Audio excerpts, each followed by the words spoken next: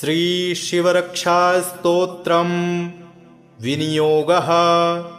ओम अस्य श्री शिवरक्षास्तोत्रमन्त्रस्य याज्ञवल्क्य ऋषिः श्री सदाशिवो देवता अनुष्टुप् छन्दः। श्री सदाशिवप्रीत्यर्थं शिवरक्षास्तोत्र पाठे विनियोगः। चरितं देवदेवस्य महादेवस्य पावनम् अपारं परमोदारं चतुर्वर्गस्य साधनं गौरीविनायकोपेतं पञ्चवक्त्रं त्रिनेत्रकं शिवं ध्यात्वा दशभुजं शिवरक्षां पठेन्नरः। गंगाधरः शिरः पातु भालमर्धेन्दुशेखरः। नयने मदनध्वंसी कर्णौ सर्पविभूषणः। घ्राणं पातु पुरारातिर्मुखं पातु जगत्पतिः। जिह्वां वागीश्वरः पातु कन्धरां शितिकन्धरः। श्रीकण्ठः पातु मे कण्ठं स्कन्धौ विश्वधुरन्धरः। भुजौ भूभारसंहर्ता करौ पातु पिनाग्ध्रिक। हृदयं शङ्करः पातु जठरं गिरिजापतिः। नाभिं मृत्युञ्जयः पातु कटिव्याघ्रजिनाम्बरः। सक्थिनी पातु दीनार्त शरणागतवत्सलः। ऊरू महेश्वरः पातु जानुनी जगदीश्वरः। जङ्घे पातु जगत्कर्ता गुल्फौ पातु गणाधिपः। चरणौ करुणासिन्धुः सर्वाङ्गानि सदाशिवः। एतां शिवबलोपेतां रक्षां यः सुकृती पठेत् स भुक्त्वा सकलान् कामान् शिवसायुज्यमाप्नुयात्। गृहभूतपिशाचाद्यास्त्रैलोक्ये विचरन्ति ये दूराद् आशु पलायन्ते शिवनामाभिरक्षणात्। अभयं करनामेदं कवचं पार्वतीपतेः। भक्त्या बिभर्ति यः कण्ठे तस्य वश्यं जगत्त्रयम्। इमां नारायणः स्वप्ने शिवरक्षां यथा दिशत। प्रातरुत्थाय योगीन्द्रो याज्ञवल्क्यस्तथा लिखत। चरितं देवदेवस्य महादेवस्य पावनम् अपारं परमोदारं चतुर्वर्गस्य साधनं गौरीविनायकोपेतं पञ्चवक्त्रं त्रिनेत्रकं शिवं ध्यात्वा दशभुजं शिवरक्षां पठेन्नरः। गंगाधरः शिरः पातु भालमर्धेन्दुशेखरः। नयने मदनध्वंसी कर्णौ सर्पविभूषणः।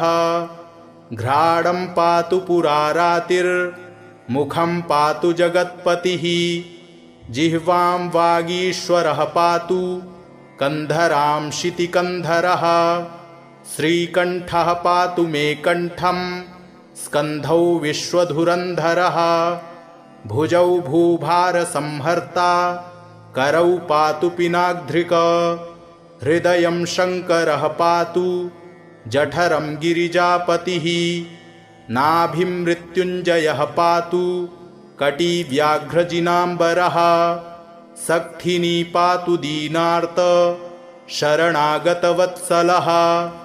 ऊरू महेश्वरः पातु जानुनी जगदीश्वरः। जङ्घे पातु जगत्कर्ता गुल्फौ पातु गणाधिपः। चरणौ करुणासिन्धुः सर्वाङ्गानि सदाशिवः। एतां शिवबलोपेतां रक्षां यः सुकृती पठेत् स भुक्त्वा सकलान् कामान् शिवसायुज्यमाप्नुयात्। गृहभूतपिशाचाद्यास्त्रैलोक्ये विचरन्ति ये दूराद् आशु पलायन्ते शिवनामाभिरक्षणात्। अभयं करनामेदं कवचं पार्वतीपतेः। भक्त्या बिभर्ति यः कण्ठे तस्य वश्यं जगत्त्रयम् इमां नारायणः स्वप्ने शिवरक्षां यथा दिशत प्रातरुत्थाय योगीन्द्रो याज्ञवल्क्यस्तथा लिखत चरितं देवदेवस्य महादेवस्य पावनम् अपारं परमोदारं चतुर्वर्गस्य साधनम् गौरीविनायकोपेतं पञ्चवक्त्रं त्रिनेत्रकम् शिवं ध्यात्वा दशभुजं शिवरक्षां पठेन्नरः गङ्गाधरः शिरः पातु भालमर्धेन्दुशेखरः नयने मदनध्वंसी कर्णौ सर्पविभूषणः घ्राणं पातु पुरारातिर्मुखं पातु जगत्पतिः जिह्वां वागीश्वरः पातु कन्धरां शितिकन्धरः श्रीकण्ठः पातु मे कण्ठं स्कन्धौ विश्वधुरन्धरः भुजौ भूभारसंहर्ता करौ पातु पिनाग्ध्रिक हृदयं शङ्करः पातु जठरं गिरिजापतिः नाभिं मृत्युञ्जयः पातु कटिव्याघ्रजिनाम्बरः सक्थिनी पातु दीनार्त शरणागतवत्सलः ऊरू महेश्वरः पातु जानुनी जगदीश्वरः जङ्घे पातु जगत्कर्ता गुल्फौ पातु गणाधिपः चरणौ करुणासिन्धुः सर्वाङ्गानि सदाशिवः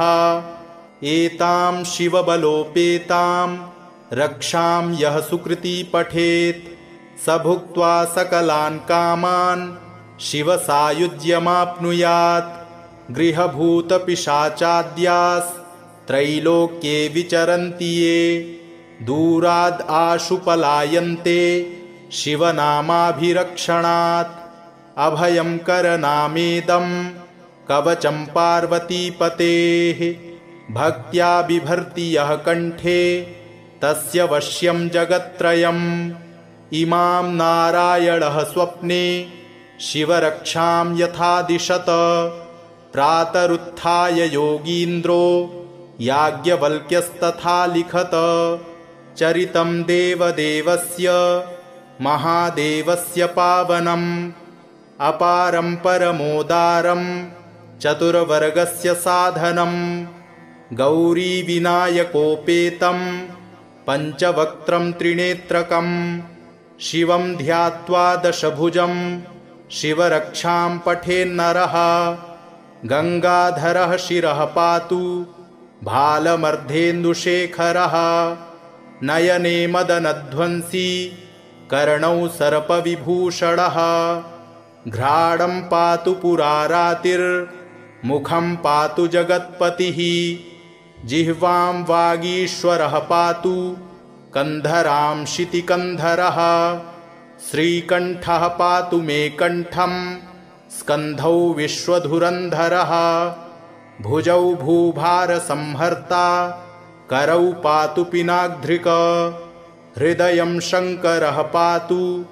जठरं गिरिजापतिः नाभिं मृत्युञ्जयः पातु कटिव्याघ्रजिनाम्बरः सक्थिनी पातु दीनार्त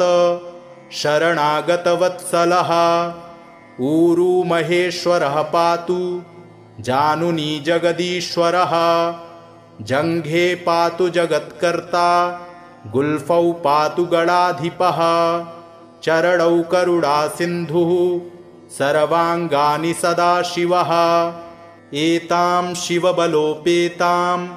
रक्षां यः सुकृती पठेत् स भुक्त्वा सकलान् कामान् शिवसायुज्यमाप्नुयात् गृहभूतपिशाचाद्यास्त्रैलोक्ये विचरन्ति ये दूराद् आशु पलायन्ते शिवनामाभिरक्षणात् अभयं करनामेदं कवचं पार्वतीपतेः भक्त्या बिभर्ति यः कण्ठे तस्य वश्यं जगत्त्रयम् इमां नारायणः स्वप्ने शिवरक्षां यथा दिशत प्रातरुत्थाय योगीन्द्रो याज्ञवल्क्यस्तथा लिखत चरितं देवदेवस्य महादेवस्य पावनम् अपारं परमोदारं चतुर्वर्गस्य साधनम् गौरीविनायकोपेतं पञ्चवक्त्रं त्रिनेत्रकं शिवं ध्यात्वा दशभुजं शिवरक्षां पठेन्नरः गङ्गाधरः शिरः पातु भालमर्धेन्दुशेखरः नयने मदनध्वंसी कर्णौ सर्पविभूषणः घ्राणं पातु पुरारातिर्मुखं पातु जगत्पतिः जिह्वां वागीश्वरः पातु कन्धरां शितिकन्धरः श्रीकण्ठः पातु मे कण्ठं स्कन्धौ विश्वधुरन्धरः भुजौ भूभारसंहर्ता करौ पातु पिनाग्ध्रिक हृदयं शङ्करः पातु जठरं गिरिजापतिः नाभिं मृत्युञ्जयः पातु कटिव्याघ्रजिनाम्बरः सक्थिनी पातु दीनार्त शरणागतवत्सलः ऊरू महेश्वरः पातु जानुनी जगदीश्वरः जङ्घे पातु जगत्कर्ता गुल्फौ पातु गणाधिपः चरणौ करुणासिन्धुः सर्वाङ्गानि सदाशिवः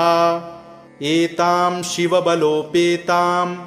रक्षां यः सुकृती पठेत् स भुक्त्वा सकलान् कामान् शिवसायुज्यमाप्नुयात् गृहभूतपिशाचाद्यास्त्रैलोक्ये विचरन्ति ये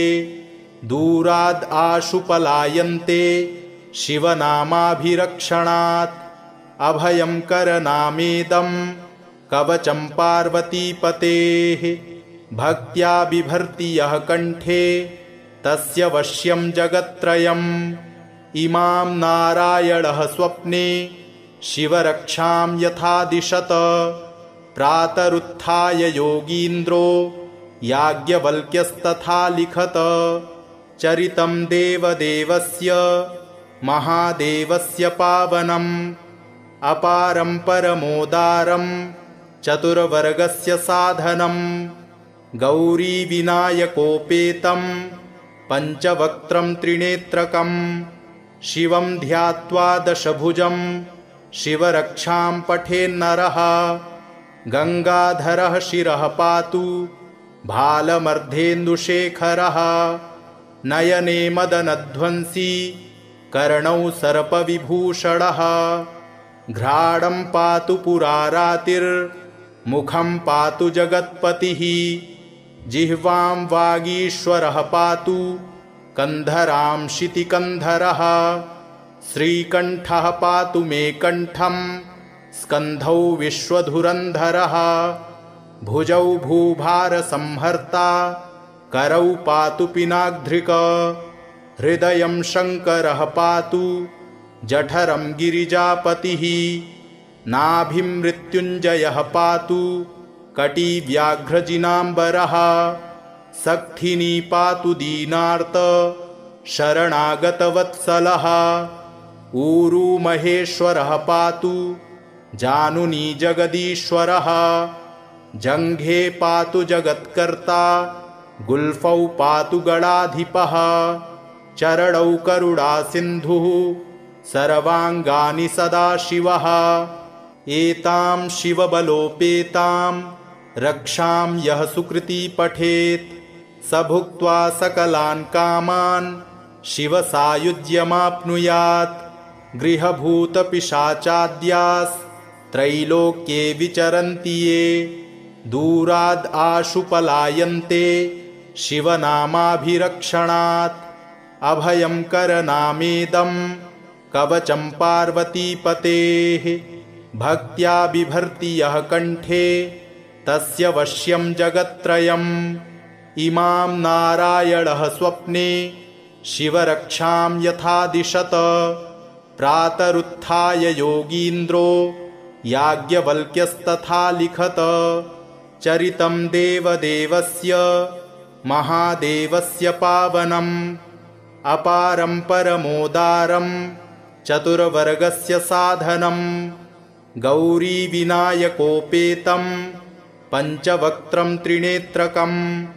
शिवं ध्यात्वा दशभुजं शिवरक्षां पठेन्नरः गंगाधरः शिरः पातु भालमर्धेन्दुशेखरः नयने मदनध्वंसी कर्णौ सर्पविभूषणः घ्राणं पातु पुरारातिर्मुखं पातु जगत्पतिः जिह्वां वागीश्वरः पातु कन्धरां शितिकन्धरः श्रीकण्ठः पातु मे कण्ठं स्कन्धौ विश्वधुरन्धरः भुजौ भूभारसंहर्ता करौ पातु पिनाग्ध्रिक हृदयं शङ्करः पातु जठरं गिरिजापतिः नाभिं मृत्युञ्जयः पातु कटिव्याघ्रजिनाम्बरः सक्थिनी पातु दीनार्त शरणागतवत्सलः ऊरू महेश्वरः पातु जानुनी जगदीश्वरः जङ्घे पातु जगत्कर्ता गुल्फौ पातु गणाधिपः चरणौ करुणासिन्धुः सर्वाङ्गानि सदाशिवः एतां शिवबलोपेतां रक्षां यः सुकृती पठेत् स भुक्त्वा सकलान् कामान् शिवसायुज्यमाप्नुयात् गृहभूतपिशाचाद्यास्त्रैलोक्ये विचरन्ति ये दूराद् आशु पलायन्ते शिवनामाभिरक्षणात् अभयं करनामेदं कवचं पार्वतीपतेः भक्त्या बिभर्ति यः कण्ठे तस्य वश्यं जगत्त्रयम् इमां नारायणः स्वप्ने शिवरक्षां यथा दिशत प्रातरुत्थाय योगीन्द्रो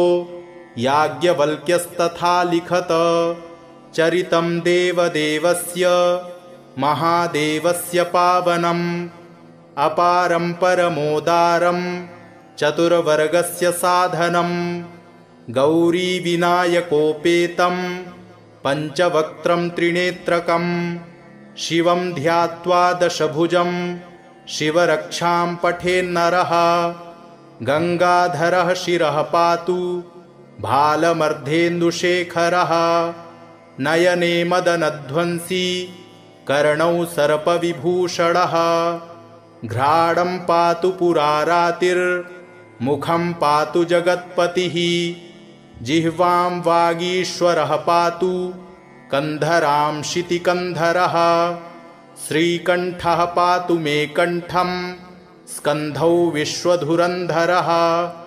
भुजौ भूभारसंहर्ता करौ पातु पिनाग्ध्रिक हृदयं शङ्करः पातु जठरं गिरिजापतिः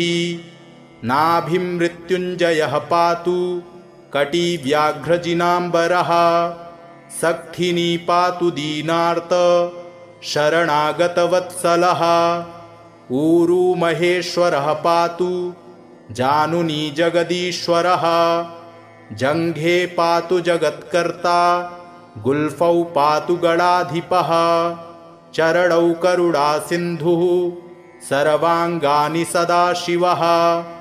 एतां शिवबलोपेतां रक्षां यः सुकृती पठेत् स भुक्त्वा सकलान् कामान् शिवसायुज्यमाप्नुयात् गृहभूतपिशाचाद्यास्त्रैलोक्ये विचरन्ति ये दूराद् आशु पलायन्ते शिवनामाभिरक्षणात् अभयं करनामेदं कवचं पार्वतीपतेः भक्त्या बिभर्ति यः कण्ठे तस्य वश्यं जगत्त्रयम् इमां नारायणः स्वप्ने शिवरक्षां यथा दिशत प्रातरुत्थाय योगीन्द्रो याज्ञवल्क्यस्तथा लिखत चरितं देवदेवस्य महादेवस्य पावनम् अपारं परमोदारं चतुर्वर्गस्य साधनं गौरीविनायकोपेतं पञ्चवक्त्रं त्रिनेत्रकं शिवं ध्यात्वा दशभुजं शिवरक्षां पठेन्नरः गङ्गाधरः शिरः पातु भालमर्धेन्दुशेखरः नयने मदनध्वंसी कर्णौ सर्पविभूषणः घ्राणं पातु पुरारातिर्मुखं पातु जगत्पतिः जिह्वां वागीश्वरः पातु कन्धरां शितिकन्धरः श्रीकण्ठः पातु मे कण्ठं स्कन्धौ विश्वधुरन्धरः भुजौ भूभारसंहर्ता करौ पातु पिनाग्ध्रिक हृदयं शङ्करः पातु जठरं गिरिजापतिः नाभिं मृत्युञ्जयः पातु कटिव्याघ्रजिनाम्बरः सक्थिनी पातु दीनार्त शरणागतवत्सलः ऊरू महेश्वरः पातु जानुनी जगदीश्वरः जङ्घे पातु जगत्कर्ता गुल्फौ पातु गणाधिपः चरणौ करुणासिन्धुः सर्वाङ्गानि सदाशिवः एतां शिवबलोपेतां रक्षां यः सुकृती पठेत् स भुक्त्वा सकलान् कामान् शिवसायुज्यमाप्नुयात् गृहभूतपिशाचाद्यास्त्रैलोक्ये विचरन्ति ये दूराद् आशु पलायन्ते शिवनामाभिरक्षणात् अभयं करनामेदं कवचं पार्वतीपतेः भक्त्या बिभर्ति यः कण्ठे तस्य वश्यं जगत्त्रयम् इमां नारायणः स्वप्ने शिवरक्षां यथा दिशत प्रातरुत्थाय योगीन्द्रो याज्ञवल्क्यस्तथा लिखत चरितं देवदेवस्य महादेवस्य पावनम् अपारं परमोदारं चतुर्वर्गस्य साधनं गौरीविनायकोपेतं पञ्चवक्त्रं त्रिनेत्रकं शिवं ध्यात्वा दशभुजं शिवरक्षां पठेन्नरः गङ्गाधरः शिरः पातु भालमर्धेन्दुशेखरः नयने मदनध्वंसी कर्णौ सर्पविभूषणः घ्राणं पातु पुरारातिर्मुखं पातु जगत्पतिः जिह्वां वागीश्वरः पातु कन्धरां शितिकन्धरः श्रीकण्ठः पातु मे कण्ठं स्कन्धौ विश्वधुरन्धरः भुजौ भूभारसंहर्ता करौ पातु पिनाग्ध्रिक हृदयं शङ्करः पातु जठरं गिरिजापतिः नाभिं मृत्युञ्जयः पातु कटिव्याघ्रजिनाम्बरः सक्थिनी पातु दीनार्त शरणागतवत्सलः ऊरू महेश्वरः पातु जानुनी जगदीश्वरः जङ्घे पातु जगत्कर्ता गुल्फौ पातु गणाधिपः चरणौ करुणासिन्धुः सर्वाङ्गानि सदाशिवः एतां शिवबलोपेतां रक्षां यः सुकृती पठेत् स भुक्त्वा सकलान् कामान् शिवसायुज्यमाप्नुयात् गृहभूतपिशाचाद्यास्त्रैलोक्ये विचरन्ति ये दूराद् आशु पलायन्ते शिवनामाभिरक्षणात् अभयं करनामेदं कवचं पार्वतीपतेः भक्त्या बिभर्ति यः कण्ठे तस्य वश्यं जगत्त्रयम् इमां नारायणः स्वप्ने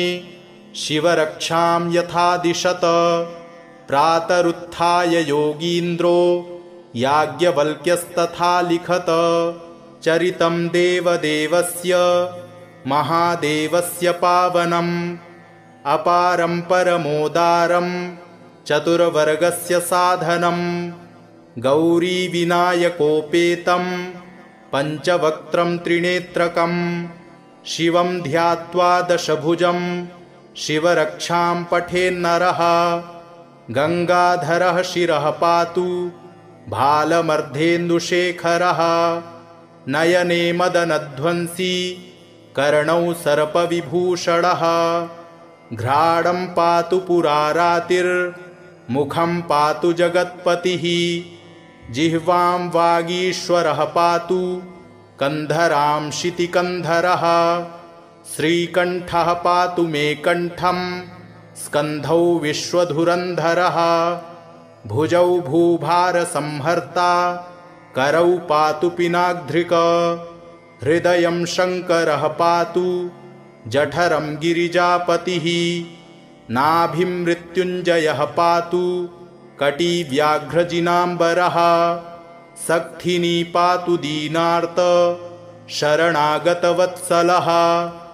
ऊरू महेश्वरः पातु जानुनी जगदीश्वरः जङ्घे पातु जगत्कर्ता गुल्फौ पातु गणाधिपः चरणौ करुणासिन्धुः सर्वाङ्गानि सदाशिवः एतां शिवबलोपेतां रक्षां यः सुकृती पठेत् स भुक्त्वा सकलान् कामान् शिवसायुज्यमाप्नुयात् गृहभूतपिशाचाद्यास्त्रैलोक्ये विचरन्ति ये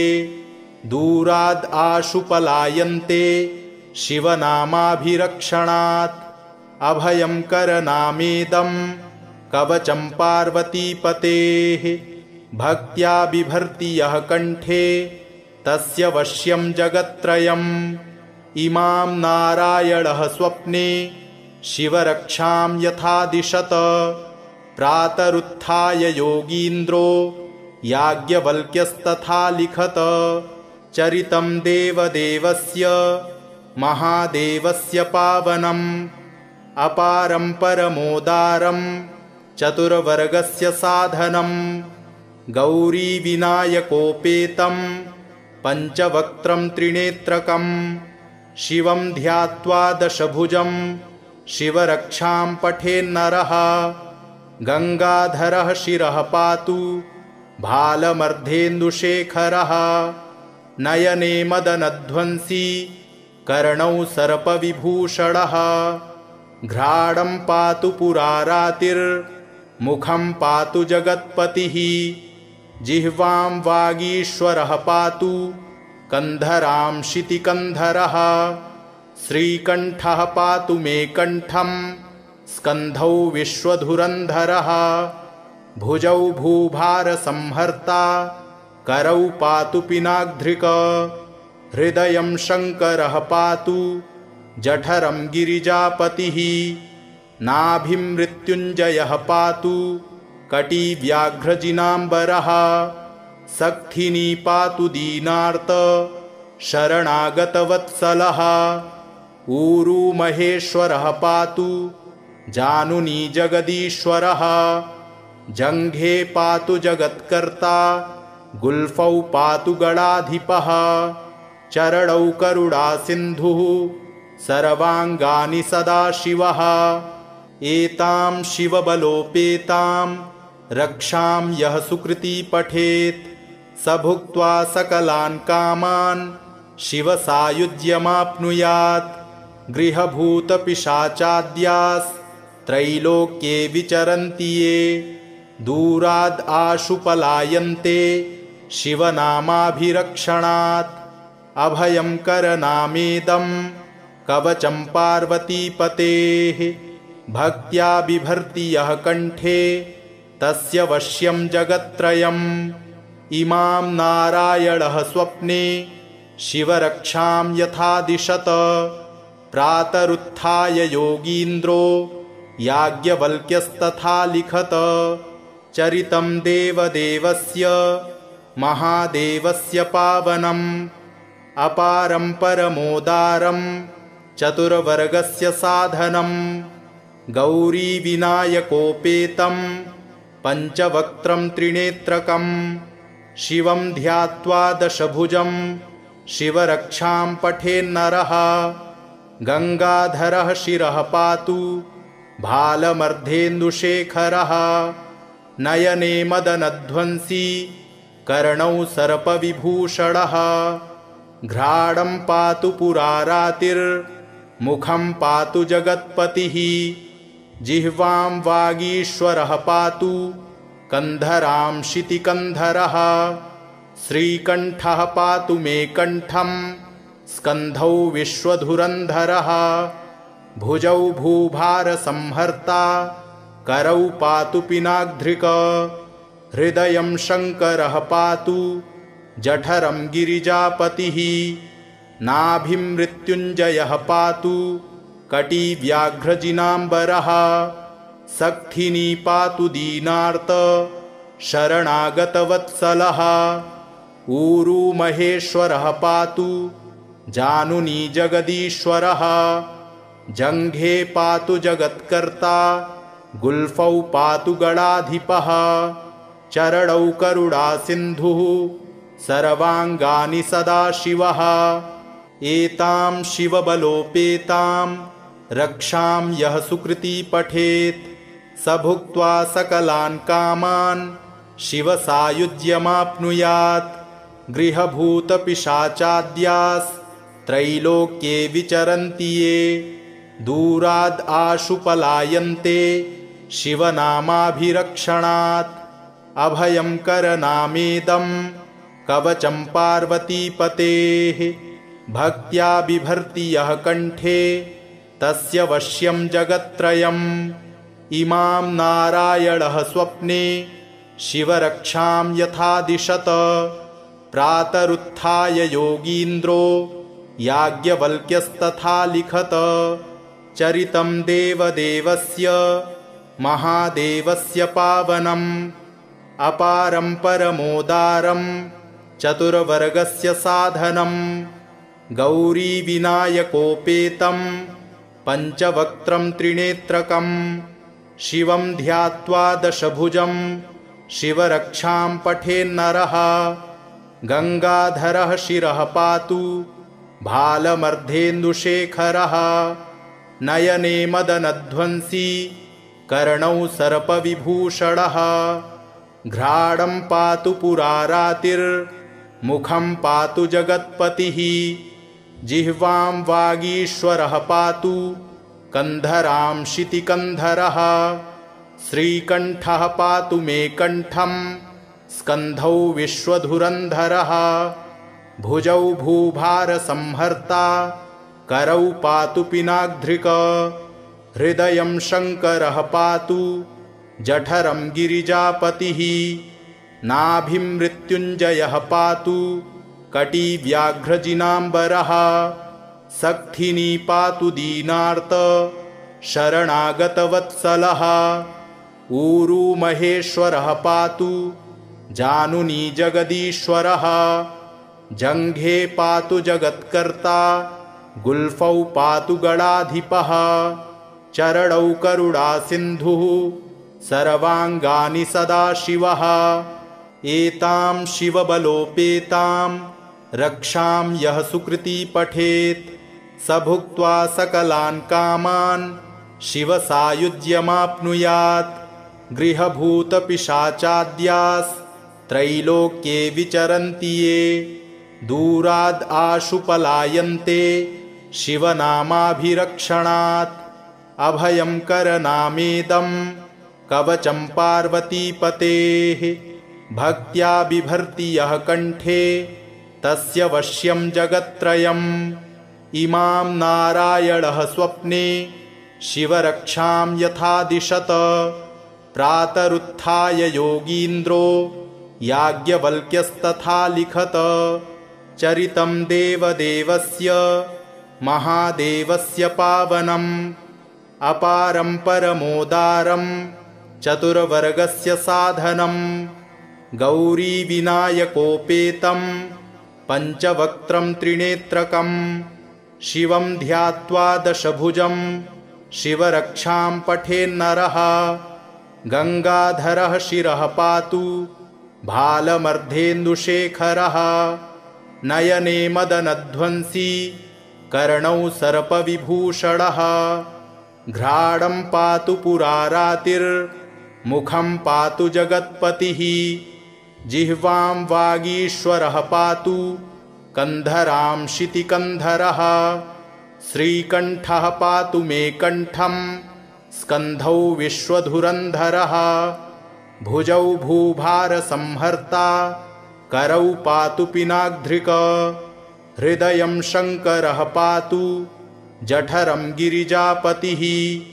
नाभिं मृत्युञ्जयः पातु कटिव्याघ्रजिनाम्बरः सक्थिनी पातु दीनार्त शरणागतवत्सलः ऊरू महेश्वरः पातु जानुनी जगदीश्वरः जङ्घे पातु जगत्कर्ता गुल्फौ पातु गणाधिपः चरणौ करुणासिन्धुः सर्वाङ्गानि सदाशिवः एतां शिवबलोपेतां रक्षां यः सुकृती पठेत् स भुक्त्वा सकलान् कामान् शिवसायुज्यमाप्नुयात्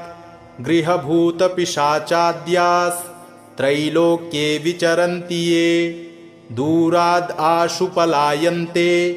शिवनामाभिरक्षणात् अभयं करनामेदं कवचं पार्वतीपतेः भक्त्या बिभर्ति यः कण्ठे तस्य वश्यं जगत्त्रयम् इमां नारायणः स्वप्ने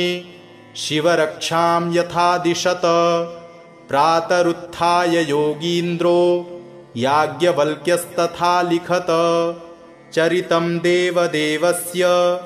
महादेवस्य पावनम् अपारं परमोदारं चतुर्वर्गस्य साधनं गौरीविनायकोपेतं पञ्चवक्त्रं त्रिनेत्रकं शिवं ध्यात्वा दशभुजं शिवरक्षां पठेन्नरः गङ्गाधरः शिरः पातु भालमर्धेन्दुशेखरः नयने मदनध्वंसी कर्णौ सर्पविभूषणः घ्राणं पातु पुरारातिर्मुखं पातु जगत्पतिः जिह्वां वागीश्वरः पातु कन्धरां शितिकन्धरः श्रीकण्ठः पातु मे कण्ठं स्कन्धौ विश्वधुरन्धरः भुजौ भूभारसंहर्ता करौ पातु पिनाग्ध्रिक हृदयं शङ्करः पातु जठरं गिरिजापतिः नाभिं मृत्युञ्जयः पातु कटिव्याघ्रजिनाम्बरः सक्थिनी पातु दीनार्त शरणागतवत्सलः ऊरू महेश्वरः पातु जानुनी जगदीश्वरः जङ्घे पातु जगत्कर्ता गुल्फौ पातु गणाधिपः चरणौ करुणासिन्धुः सर्वाङ्गानि सदाशिवः एतां शिवबलोपेतां रक्षां यः सुकृती पठेत् स भुक्त्वा सकलान् कामान् शिवसायुज्यमाप्नुयात् गृहभूतपिशाचाद्यास्त्रैलोक्ये विचरन्ति ये दूराद् आशु पलायन्ते शिवनामाभिरक्षणात् अभयं करनामेदं कवचं पार्वतीपतेः भक्त्या बिभर्ति यः कण्ठे तस्य वश्यं जगत्त्रयम् इमां नारायणः स्वप्ने शिवरक्षां यथा दिशत प्रातरुत्थाय योगीन्द्रो याज्ञवल्क्यस्तथा लिखत चरितं देवदेवस्य महादेवस्य पावनम् अपारं परमोदारं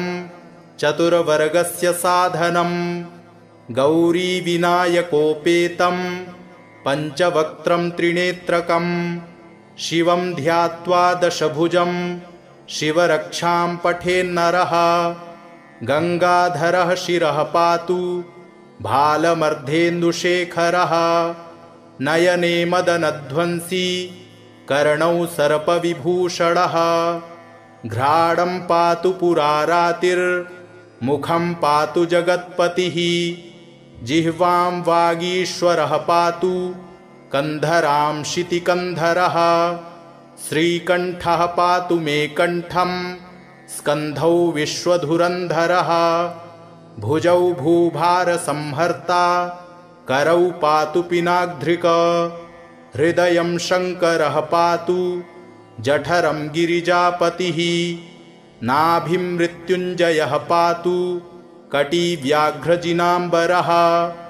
सक्थिनी पातु दीनार्त शरणागतवत्सलः ऊरू महेश्वरः पातु जानुनी जगदीश्वरः जङ्घे पातु जगत्कर्ता गुल्फौ पातु गणाधिपः चरणौ करुणासिन्धुः सर्वाङ्गानि सदाशिवः एतां शिवबलोपेतां रक्षां यः सुकृती पठेत् स भुक्त्वा सकलान् कामान् शिवसायुज्यमाप्नुयात् गृहभूतपिशाचाद्यास्त्रैलोक्ये विचरन्ति ये दूराद् आशु पलायन्ते शिवनामाभिरक्षणात् अभयं करनामेदं कवचं पार्वतीपतेः भक्त्या बिभर्ति यः कण्ठे तस्य वश्यं जगत्त्रयम् इमां नारायणः स्वप्ने शिवरक्षां यथा दिशत प्रातरुत्थाय योगीन्द्रो याज्ञवल्क्यस्तथा लिखत चरितं देवदेवस्य महादेवस्य पावनम् अपारं परमोदारं चतुर्वर्गस्य साधनम् गौरीविनायकोपेतं पञ्चवक्त्रं त्रिनेत्रकं शिवं ध्यात्वा दशभुजं शिवरक्षां पठेन्नरः गङ्गाधरः शिरः पातु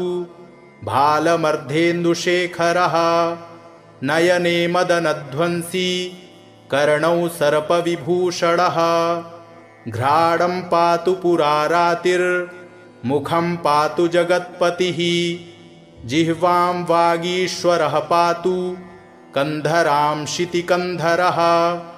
श्रीकण्ठः पातु मे कण्ठं स्कन्धौ विश्वधुरन्धरः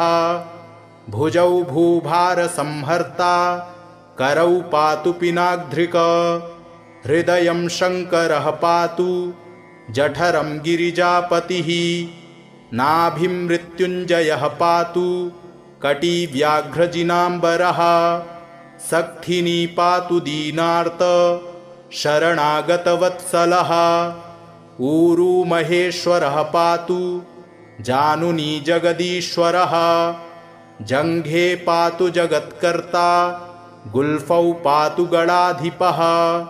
चरणौ करुणासिन्धुः सर्वाङ्गानि सदाशिवः एतां शिवबलोपेतां रक्षां यः सुकृती पठेत् स भुक्त्वा सकलान् कामान् शिवसायुज्यमाप्नुयात् गृहभूतपिशाचाद्यास्त्रैलोक्ये विचरन्ति ये दूराद् आशु पलायन्ते शिवनामाभिरक्षणात् अभयं करनामेदं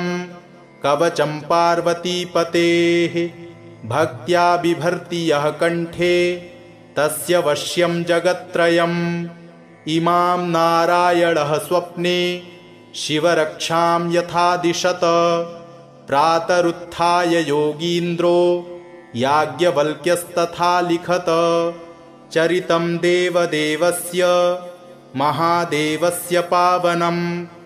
अपारं परमोदारं चतुर्वर्गस्य साधनम् गौरीविनायकोपेतं पञ्चवक्त्रं त्रिनेत्रकं शिवं ध्यात्वा दशभुजं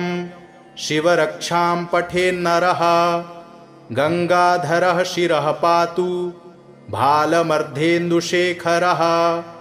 नयने मदनध्वंसी कर्णौ सर्पविभूषणः घ्राणं पातु पुरारातिर्मुखं पातु जगत्पतिः जिह्वां वागीश्वरः पातु कन्धरां शितिकन्धरः श्रीकण्ठः पातु मे कण्ठं स्कन्धौ विश्वधुरन्धरः भुजौ भूभारसंहर्ता करौ पातु पिनाग्ध्रिक हृदयं शङ्करः पातु जठरं गिरिजापतिः नाभिं मृत्युञ्जयः पातु कटिव्याघ्रजिनाम्बरः सक्थिनी पातु दीनार्त शरणागतवत्सलः ऊरू महेश्वरः पातु जानुनी जगदीश्वरः जङ्घे पातु जगत्कर्ता गुल्फौ पातु गणाधिपः चरणौ करुणासिन्धुः सर्वाङ्गानि सदाशिवः एतां शिवबलोपेतां रक्षां यः सुकृती पठेत् स भुक्त्वा सकलान् कामान् शिवसायुज्यमाप्नुयात् गृहभूतपिशाचाद्यास्त्रैलोक्ये विचरन्ति ये दूराद् आशु पलायन्ते शिवनामाभिरक्षणात् अभयं करनामेदं कवचं पार्वतीपतेः भक्त्या बिभर्ति यः कण्ठे तस्य वश्यं जगत्त्रयम् इमां नारायणः स्वप्ने शिवरक्षां यथा दिशत प्रातरुत्थाय योगीन्द्रो याज्ञवल्क्यस्तथा लिखत चरितं देवदेवस्य महादेवस्य पावनम् अपारं परमोदारं चतुर्वर्गस्य साधनम् गौरीविनायकोपेतं पञ्चवक्त्रं त्रिनेत्रकं शिवं ध्यात्वा दशभुजं शिवरक्षां पठेन्नरः गङ्गाधरः शिरः पातु भालमर्धेन्दुशेखरः नयने मदनध्वंसी कर्णौ सर्पविभूषणः घ्राणं पातु पुरारातिर्मुखं पातु जगत्पतिः जिह्वां वागीश्वरः पातु कन्धरां शितिकन्धरः श्रीकण्ठः पातु मे कण्ठं स्कन्धौ विश्वधुरन्धरः भुजौ भूभारसंहर्ता करौ पातु पिनाग्ध्रिक हृदयं शङ्करः पातु जठरं गिरिजापतिः नाभिं मृत्युञ्जयः पातु कटिव्याघ्रजिनाम्बरः सक्थिनी पातु दीनार्त शरणागतवत्सलः ऊरू महेश्वरः पातु जानुनी जगदीश्वरः जङ्घे पातु जगत्कर्ता गुल्फौ पातु गणाधिपः चरणौ करुणासिन्धुः सर्वाङ्गानि सदाशिवः एतां शिवबलोपेतां रक्षां यः सुकृती पठेत् स भुक्त्वा सकलान् कामान् शिवसायुज्यमाप्नुयात् गृहभूतपिशाचाद्यास्त्रैलोक्ये विचरन्ति ये दूराद् आशु पलायन्ते शिवनामाभिरक्षणात् अभयं करनामेदं कवचं पार्वतीपतेः भक्त्या बिभर्ति यः कण्ठे तस्य वश्यं जगत्त्रयम् इमां नारायणः स्वप्ने शिवरक्षां यथा दिशत प्रातरुत्थाय योगीन्द्रो याज्ञवल्क्यस्तथा लिखत चरितं देवदेवस्य महादेवस्य पावनम् अपारं परमोदारं चतुर्वर्गस्य साधनम् गौरीविनायकोपेतं पञ्चवक्त्रं त्रिनेत्रकं शिवं ध्यात्वा दशभुजं शिवरक्षां पठेन्नरः गङ्गाधरः शिरः पातु भालमर्धेन्दुशेखरः नयने मदनध्वंसी कर्णौ सर्पविभूषणः घ्राणं पातु पुरारातिर्मुखं पातु जगत्पतिः जिह्वां वागीश्वरः पातु कन्धरां शितिकन्धरः श्रीकण्ठः पातु मे कण्ठं स्कन्धौ विश्वधुरन्धरः भुजौ भूभारसंहर्ता करौ पातु पिनाग्ध्रिक हृदयं शङ्करः पातु जठरं गिरिजापतिः नाभिं मृत्युञ्जयः पातु कटिव्याघ्रजिनाम्बरः सक्थिनी पातु दीनार्त शरणागतवत्सलः ऊरू महेश्वरः पातु जानुनी जगदीश्वरः जङ्घे पातु जगत्कर्ता गुल्फौ पातु गणाधिपः चरणौ करुणासिन्धुः सर्वाङ्गानि सदाशिवः एतां शिवबलोपेतां रक्षां यः सुकृती पठेत् स भुक्त्वा सकलान् कामान् शिवसायुज्यमाप्नुयात् गृहभूतपिशाचाद्यास्त्रैलोक्ये विचरन्ति ये दूराद् आशु पलायन्ते शिवनामाभिरक्षणात् अभयं करनामेदं कवचं पार्वतीपतेः भक्त्या बिभर्ति यः कण्ठे तस्य वश्यं जगत्त्रयम् इमां नारायणः स्वप्ने शिवरक्षां यथा दिशत प्रातरुत्थाय योगीन्द्रो याज्ञवल्क्यस्तथा लिखत चरितं देवदेवस्य महादेवस्य पावनम् अपारं परमोदारं चतुर्वर्गस्य साधनम् गौरीविनायकोपेतं पञ्चवक्त्रं त्रिनेत्रकम् शिवं ध्यात्वा दशभुजं शिवरक्षां पठेन्नरः गङ्गाधरः शिरः पातु भालमर्धेन्दुशेखरः नयने मदनध्वंसी कर्णौ सर्पविभूषणः घ्राणं पातु पुरारातिर्मुखं पातु जगत्पतिः जिह्वां वागीश्वरः पातु कन्धरां शितिकन्धरः श्रीकण्ठः पातु मे कण्ठं स्कन्धौ विश्वधुरन्धरः भुजौ भूभारसंहर्ता करौ पातु पिनाग्ध्रिक हृदयं शङ्करः पातु जठरं गिरिजापतिः नाभिं मृत्युञ्जयः पातु कटिव्याघ्रजिनाम्बरः सक्थिनी पातु दीनार्त